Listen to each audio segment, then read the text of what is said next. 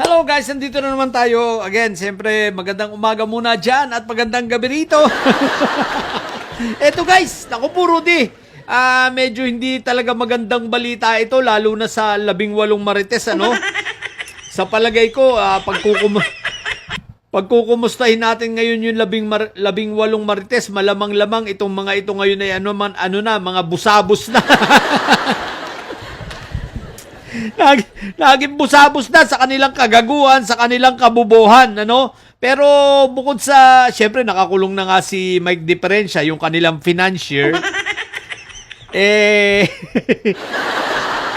Financier na inestapa sila, pinangakuan, pero syempre ang ending, hindi naman binigay ang pinangako.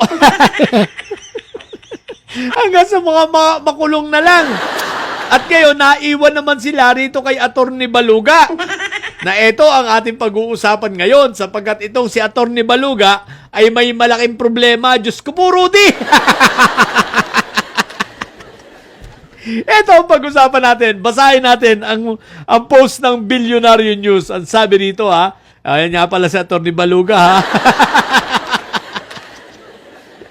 Ito, BIR moves to collect 30.5 million.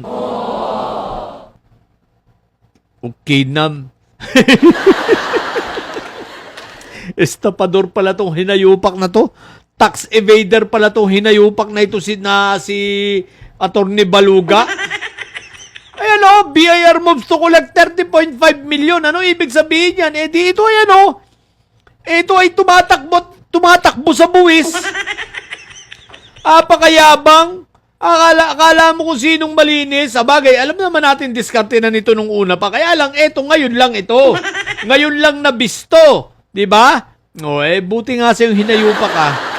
Good job, BIR, ha? Anyway, tuloy natin. In alleged tax deficiencies from lawyer Levito Baligot. Ayan na nga. Nananakbo ng buwis. Eto the Bureau of Internal Revenue has issued a warrant of distraint and levy against lawyer Levito Baligod and his wife to collect 30.53 million in alleged unpaid taxes for taxable year 2022. What the heck? Eto guys, ang malaking problema nito ni Atty. Baluga, ha. Guys, eto ha. Inisyuhan na siya ng warrant of distraint and levy. Okay, eto ha. Ipapaliwanag lang natin para malaman natin yung sa layman's term dahil hindi naman tayo lawyer, ano? Hindi rin tayo taga BIR. Eto ay sa abot ng ating pang-intindi, okay? Ang pagkakaintindi ko sa warrant of distraint, ito ay ang sistema ng BIR para makapaningil, okay, sa pamamagitan ng pagkumpiska sa kanyang mga ari-arian, di ba ga? So ngayon, yun ay yung warrant of distraint, mga ari-arian. Ibig sabihin, hindi mga lupain, yung mga material na bagay like bahay, di ba? Like yung bahay nga ba kasama ba? Bahay, hindi naman lupa yun, bahay, di ba? Ang mga sasakyan ganyan. Teka lang, hindi ko alam kung yung bahay papasok ito sa parang hindi papasok yung bahay sa district. Alam ko yung mga physical, mga materials like halimbawa mga sasakyan ganyan, di ba? Eroplano. Washing machine, di ba? Hanggang sa mabuo yung mabayaran yung utang. Siyempre, ang gagawin ng ng BIR dyan, isusubasta yan. Di ba? Ibibiding niya kung sinong gustong bumili, ganon. Okay, mga motorcycle, sasakyan, yan pala, yan ang warrant of distraint. Ano naman ang warrant of levy? Yung levy kasi pangalan niya. Minalas ka pa sa pangalan mo, Levito, Ayan tuloy, meron ka warrant of levy. Okay, ang levy, yun ang alam ko ng mga lupa't bahay yun. So yun. So, kukumpiskahin din yon ng BIR kung hindi niya babayaran itong 30.5 million na ito. Kasi inisyuan na siya ng warrant eh. So, ibig sabihin, bago ka ma-issue ng warrant of levy, alam ko may mga proseso yan, ibig sabihin na binigyan na siya ng pagkakataong bayaran yan. Sa madaling salita, hindi niya nabayaran. So, may mga kukumpiskahin ng BIR dito pag nagkataon, ano?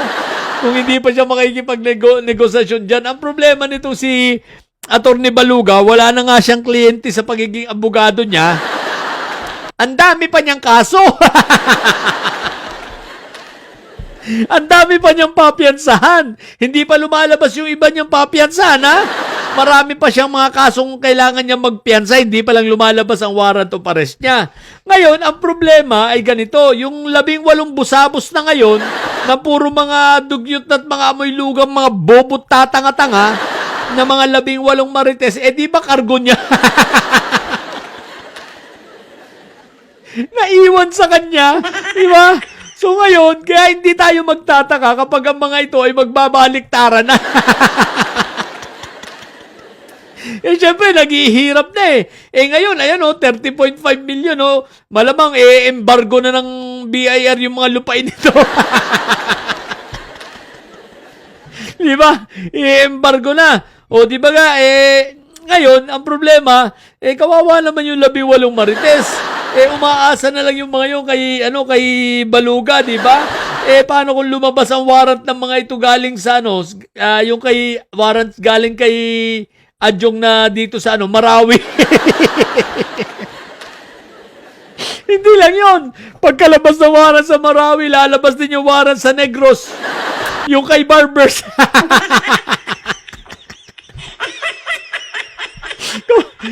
Kawawa mga marites. Nagkanda leche-leche ang buhay. Nagpapaniwala kay Mike Diferensya. Ayun, si Mike Diferensya nakakulong na. Nagkanda leche-leche ang buhay. Mga siraulo eh. Diba? Sama kayo sa rally. Ano ba kayo?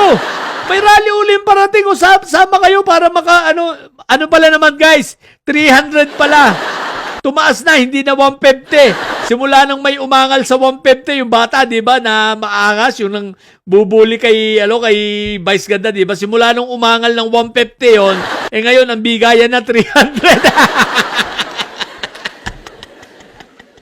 300 kapalit ng kaluluwa at ng prinsipyo.